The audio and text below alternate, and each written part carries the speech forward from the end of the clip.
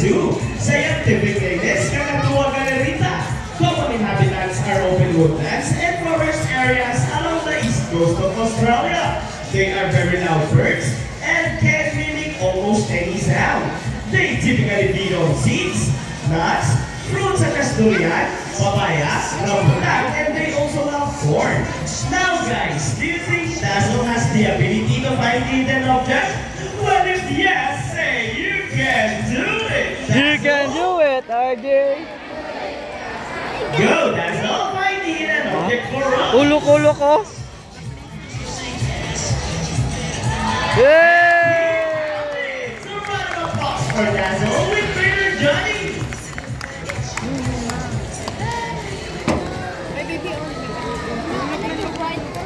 Now, our next featured birds are just like any married couple. Monogamous, meaning they will be partners for a lifetime. Whole game. But before we start this battle, I will divide you guys into 2 groups. Where's the girls? All the girls will cheer for Sassy. Come on, girls, let me hear your cheer. Sassy, Sassy. Sassy. Very good. And how about the boys? All the boys will cheer for Rocky. Rocky.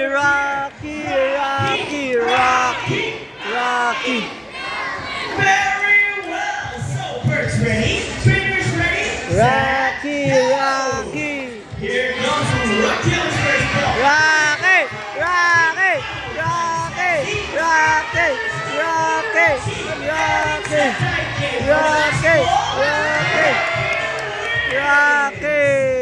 a close game.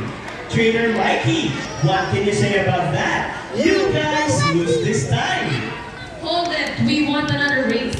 Oh, she wants another race, Trainer Vince.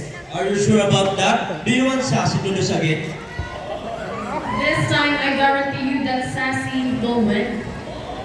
So what race do you have in mind? I want a ring race. And what is a ring race? The first bird who can drop 3 rings into the pole the fastest is the winner. And that is a ring race. So, a ring race it shall be. Remember guys, that boys already have 1 point. So girls, let's cheer louder for Sassy to win this time. We'll be doing this again, and this time a ring race. Ready, set, Go!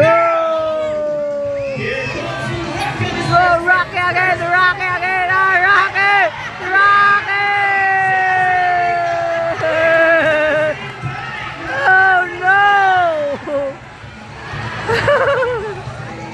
Oh no! Sassy! The winner! Oh no, dinaya tayo. 3 rings at the same time. Hey, Sassy, you ah. guys cheated! Oh, we think you cheated. No, we didn't cheat. Sassy used her brain. Wow! Is it true that girls are more intelligent than boys? Yeah! Of course. So a round of applause for Sassy and Rocky with Trainer Mikey and Trainer Vince. Wow! Naglupad na. Parrots in particular are